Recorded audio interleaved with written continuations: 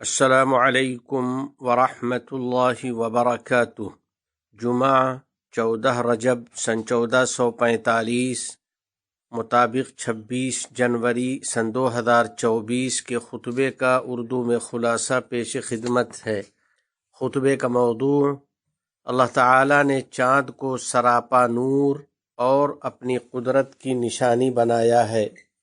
الحمد للہ فالق الاصباح وجعل اللیل سکنا والشمس والقمر حسبانا ذلك تقدیر العزیز العلیم واشہد ان لا الہ الا اللہ وحدہ لا شریک لہ واشہد ان سیدنا ونبینا محمدا عبد اللہ ورسولہ اللهم صل وسلم وبارك على سيدنا ونبينا محمد وعلى آله وصحبه أجمعين وعلى من تبعهم بإحسان إلى يوم الدين۔ رفیقان ملت اسلامیہ، میرے عزیز بھائیو، اللہ جل جلالہ نے چاند کو سراپا نور اور اپنی قدرت کی ایک واضح نشانی بنائی ہے۔ یہ خدائے عز و جل کی مخلوقات میں سے ایک عظیم الشان مخلوق ہے۔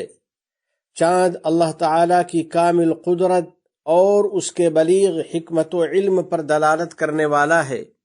اس کے نام پر باری تعالیٰ نے قرآن کریم کی ایک سورہ کا نام رکھا ہے اور اپنی کتاب میں 28 مقامات پر اس کا تذکرہ کیا ہے، اور اس کی اہمیت کو پختہ کرنے اور اس کے عظیم نفع کو واضح کرنے کے لیے اس کی قسم کھائی ہے۔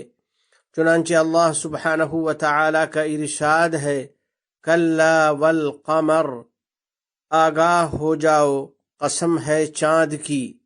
ایک دوسری آیت میں خدائے عز و جل کا فرمان ہے: والقمر اذا اتسق، اور چاند کی قسم جب وہ بالکل پورا ہو جائے۔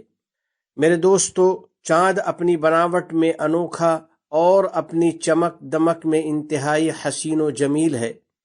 اللہ رب العزت نے ارشاد فرمایا ہے: هو الذی جعل الشمس ضیاء والقمر نورا، اور اللہ وہی ہے جس نے سورج کو سراپا روشنی بنایا اور چاند کو سراپا نور بنایا۔ پھر باری تعالیٰ نے چاند کو اپنے بندوں کے لیے مسخر کر دیا ہے اور اسے ان کے کام پر لگا دیا ہے۔ چنانچہ اس کا ارشاد ہے: وَسَخَّرَ الشَّمْسَ وَالْقَمَرَ كُلٌّ يَجْرِي لِأَجَلٍ مُّسَمًّى، اور اس نے سورج اور چاند کو کام پر لگا دیا ہے، ہر ایک معین میعاد کے لیے رواں دواں ہے۔ بلا شبہ چاند کی حرکت ایک واضح اور پختہ نظام کے مطابق ہے۔ لَلشَّمْسُ يَنبَغِي لَهَا أَن تُدْرِكَ الْقَمَرَ وَلَا اللَّيْلُ سَابِقُ النَّهَارِ وَكُلٌّ فِي فَلَكٍ يَسْبَحُونَ۔ نہ تو چاند کی یہ مجال ہے کہ وہ سورج کو جا پکڑے، اور نہ رات دن سے آگے نکل سکتی ہے، اور یہ سب اپنے اپنے مدار میں تیر رہے ہیں۔ چنانچہ چاند اپنے متعین نظام سے نہ تو آگے بڑھ سکتا ہے اور نہ ہی اس سے پیچھے ہو سکتا ہے۔ اسی طرح نہ جلدی نکل سکتا ہے اور نہ ہی اپنی مرضی سے رک سکتا ہے۔ خالق کائنات جل جلالہ کا فرمان عالی شان ہے: وَسَخَّرَ لَكُمُ الشَّمْسَ وَالْقَمَرَ دَائِبَيْنِ، اور اس نے تمہاری خاطر سورج اور چاند کو اس طرح کام پر لگا دیا ہے کہ وہ مسلسل سفر میں ہیں۔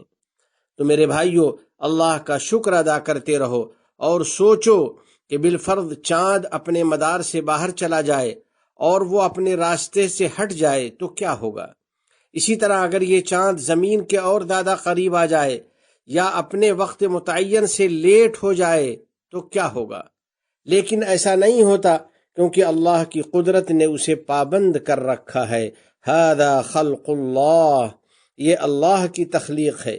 یقیناً اللہ سبحانہ و تعالی بہت رحیم و کریم ہے، وہ بڑی تدبیر اور بڑی حکمت والا ہے۔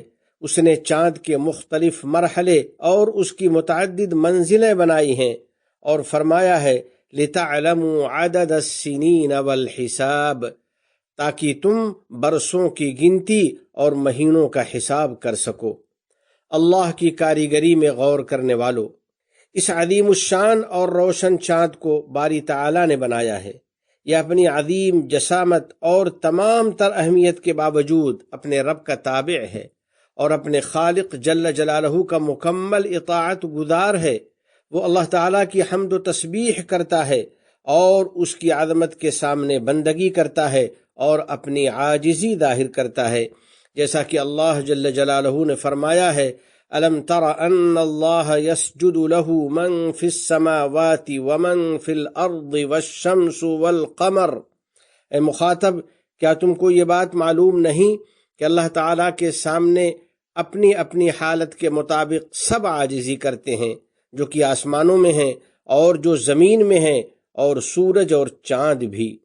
بس اللہ کے نیک بندو، چاند کی تخلیق اور اس کی انوکھی بناوٹ میں غور کرو اور اس کے بے شمار فوائد کے بارے میں سوچو کہ کس طرح ہمارے رب نے ہماری عبادتوں کو چاند پر مرتب فرمایا ہے اور عبادات کو اس کی حرکت کے ساتھ مربوط کر دیا ہے۔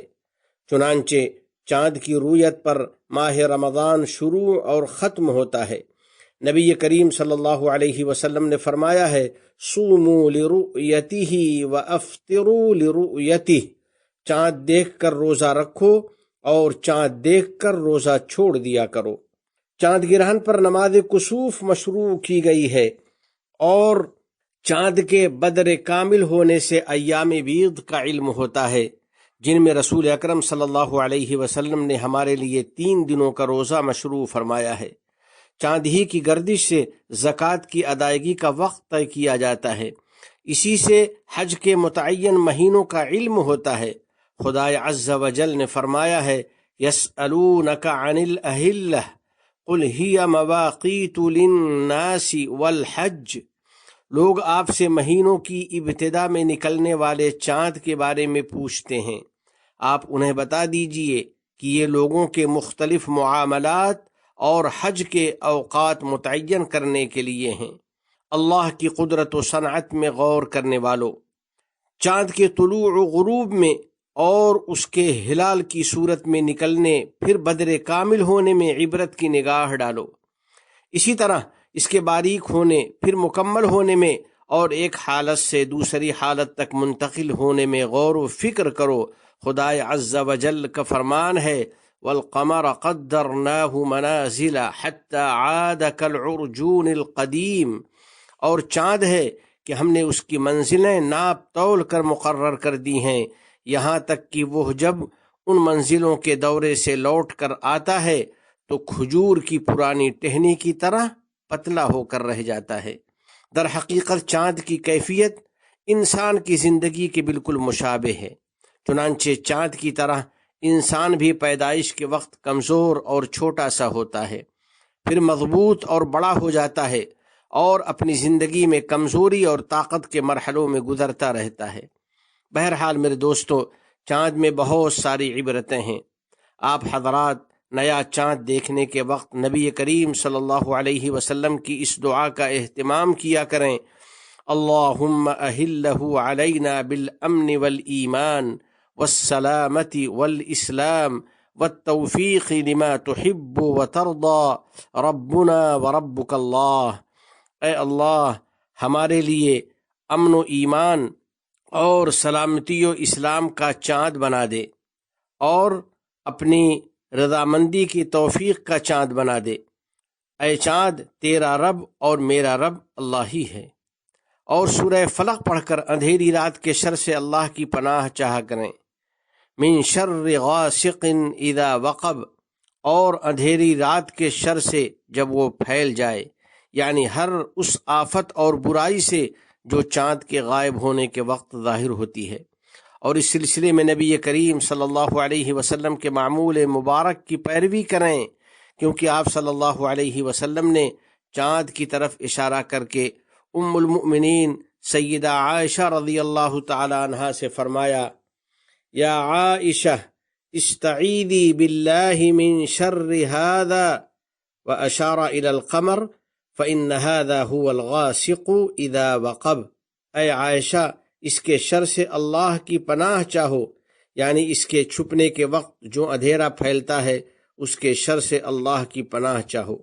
کائنات میں غور و فکر کرنے والوں، آج کائناتی علم بہت زیادہ ترقی کر چکا ہے، اور اس میدان میں امارات نے بہت زیادہ سائنسی تحقیق کی ہے اور اس موضوع پر بہت کچھ دریافت کیا ہے، جس کی بدولت ریسرچ کرنے والوں کو تحریک ملتی ہے اور ان کے ذہنوں کو ترغیب ملتی ہے اور مومنوں کے ایمان میں مزید اضافہ ہوتا ہے۔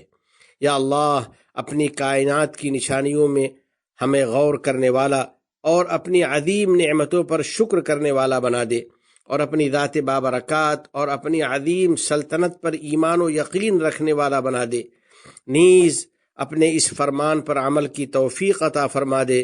یا ایہا الذین آمنوا اطیعوا اللہ واطیعوا الرسول واولی الامر منکم، اے ایمان والو، اللہ کی اطاعت کرو اور اس کے رسول کی بھی اطاعت کرو، اور تم میں جو صاحب اختیار ہوں ان کی بھی اطاعت کرو۔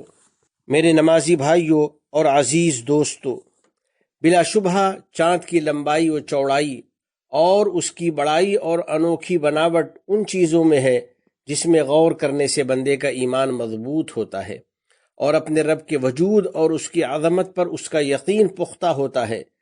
چاند کو ایسے وقت میں دیکھنا جبکہ وہ بدر کامل ہو چکا ہو اور اس کا حسن و جمال مکمل ہو چکا ہو، یہ دیکھنا ہمیں ایک ہیبت ناک دن کی یاد دہانی کراتا ہے اور جنت کی عظیم الشان نعمتوں کی بھی یاد دلاتا ہے، جس کے بارے میں رسول اکرم صلی اللہ علیہ وسلم نے ہمیں اس طرح بشارت دی ہے: ان اول زمرۃ يدخلون الجنۃ علی صورۃ القمر لیلۃ البدر ثم الذين يلونهم على اشد كوكب دري في السماء اضاءة۔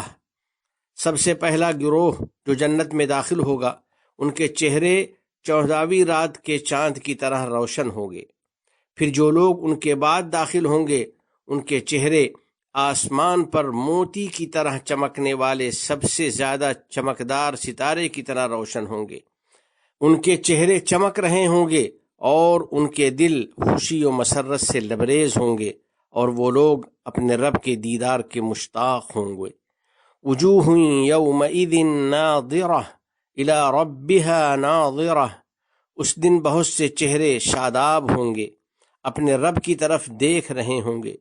رسول رحمت صلی اللہ علیہ وسلم نے دیدار باری تعالیٰ کی کیفیت اس طرح بیان فرمائی ہے: انکم سترون ربکم کما ترون هذا القمر لا تضامون فی رؤیتہ، بلا شبہ عن قریب تم اپنے رب کا اسی طرح دیدار کرو گے جیسے تم لوگ اس چاند کو دیکھتے ہو۔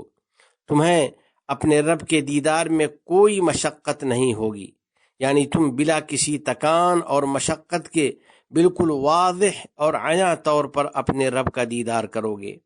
آخر میں بارگاہ رب العزت میں دعا ہے کہ الہ العالمین ہمیں اپنی نعمتوں والی جنت میں داخل فرما دے اور اس میں اپنے روئے مبارک کے دیدار سے ہمیں سرفراز فرما دے، اپنے احکام اور نبی کریم صلی اللہ علیہ وسلم کی سنتوں سے سچی محبت نصیب فرما دے اور ان پر عمل آسان فرما دے، ہمیں اور ہماری اولاد کو علم نافع اور عمل صالح کی توفیق عطا فرما دے، تمام گناہوں اور ہر قسم کی خرافات سے ہم کو بچا لے، ہمارے والدین عزیز و اقارب اور پوری امت مسلمہ کو امن و رحمت اور صحت و عافیت عطا فرما، اور ہمارے تمام مرحومین کی مغفرت فرما، ہم پر باران رحمت نازل فرما۔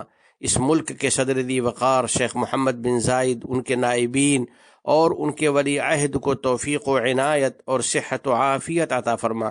یا اللہ، شیخ زائد، شیخ مکتوم، شیخ خلیفہ بن زائد اور دیگر مرحومین شیوخ پر رحمت نازل فرما۔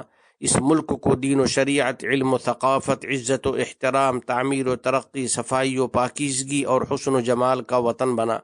متحدہ عرب امارات اور عالم اسلام سمیت پوری دنیا کو امن و امان کا گہوارہ بنا۔ وفقنی اللہ و ایاکم لصالح الاعمال، وصلی اللہ علی سیدنا و نبینا و حبیبنا محمد وعلى آلہ وصحبہ اجمعین وعلى من تبعهم بإحسان إلى يوم الدين۔ السلام علیکم ورحمۃ اللہ وبرکاتہ۔